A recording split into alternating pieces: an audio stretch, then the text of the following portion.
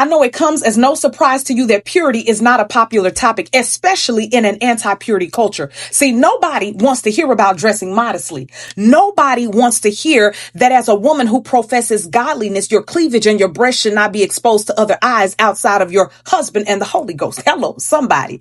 Nobody wants to hear about holiness. Nobody wants to hear about abstinence and preserving yourself for marriage. Nobody wants to hear about the marriage bed being kept undefiled. Nobody wants to hear that God created them male and female, and therefore covenant marriage is only between a man and a woman. Nobody wants to hear that practicing a homosexual and lesbian lifestyle is unnatural and ungodly. Nobody wants to hear that while you're waving your rainbow flags all throughout the month of June, celebrating Pride Month, that pride goes before a fall. Nobody wants to hear that they can't just love who they want to love, how they want to love them. Nobody wants to hear that as Christ professing believers, we should not be engaging in demonically rooted new age practices. Nobody wants to hear that as believers that we should be set apart unto the Lord. Nobody wants to hear it.